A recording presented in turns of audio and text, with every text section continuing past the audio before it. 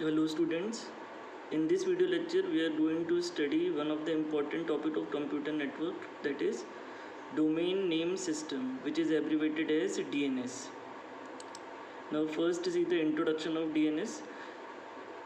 Domain name system is an internet service that translates domain names into IP addresses. The DNS has a distributed database that resides on multiple machines on the internet. DNS has some protocols that allow the client and servers to communicate with each other. When the internet was small, mapping was done by using host.txt file. The host file was located at host disk and updated periodically from a master's host file.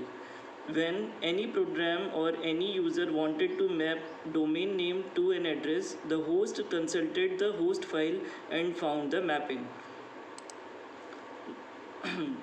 But nowadays, internet is not small. It is impossible to have only one host file to relate every address with a name and vice versa. The solution used today is to divide the host file into small parts and store each part on a different computer.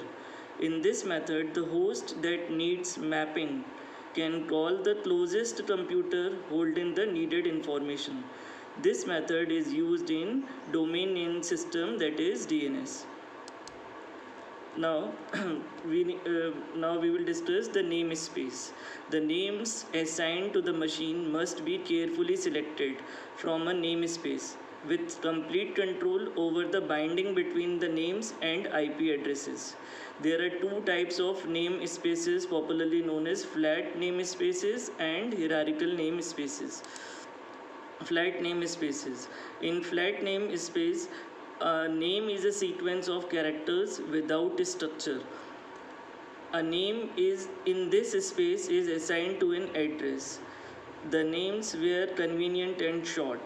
The flat namespace cannot be used in a large system such as the internet because it must be centrally controlled to avoid ambiguity and duplication. So its usage is limited. Next, we will see the hierarchical namespace. In hierarchical namespace, each name consists of several parts. First part defines the nature of the organization. Second part defines the name of the organization. Third part defines department of the organization, and so on. In hierarchical namespace, the authority to assign and control the namespaces can be decentralized. Authority for names in each partition is passed to each designated agent. So hierarchical namespaces are mostly used in DNS system.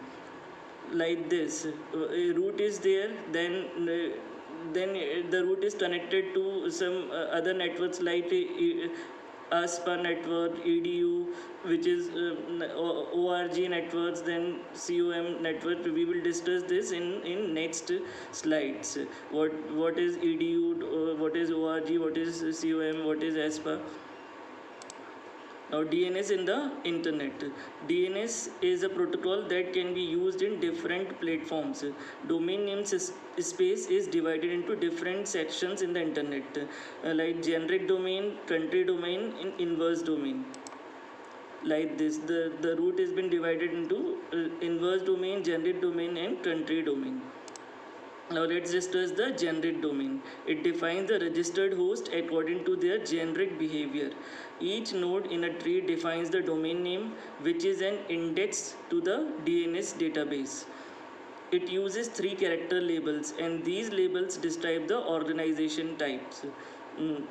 Like this, if we are using COM in the last of the URL, then it represents the commercial organization. .edu represents the educational institution. .gov represents the government institution. .info represents the information service providers. .mil represents the military groups. .net represent the network support centers. .org represent the non-profit organizations. Like this, we are using the generic domains. Through this diagram, we are using the generic domain. Like if an education organization is being mapped in the DNS like this, from the root, the educational organization which is in .edu, then the organization, then the second level, then the third level, then the fourth level, and if and once and its name has been in the reverse order, like last has been named as first, and in the last we have .edu. Now we will see the country domains. Country domain uses two character country abbreviation. Second labels can be more specific national designation. For example, India is having country domain .in, Australia is having country domain .au, United Kingdom is having country domain .uk. In the diagram we will clearly see that the root level from the root level .uta is being connected, and from the second level we connect the second level, then the third level, then the fourth level, and index to address has been given the name as from bottom to up, and the last .uta has been given, which shows the country domain. In the inverse domain, we use to map an address to a name. For example, a client sends a request to the server for performing a particular task. Server finds a list of authorized clients. The list contains only IP addresses of the client. The server sends a query to the DNS server to map an address to a name to determine if the client is on the authorized list. This query is called an inverse query. This query is handled by first level node called ARPA. From the figure we understand the inverse domain. The first level is ARPA, then the second level, then the third, fourth, fifth, and sixth, and once we are naming this the index to names, then the last one will be named first, and in the bottom up fashion the last the first one will be named at last. So at last .arpa has been named. That is all about the domain name system, DNS. Thank you for watching this video.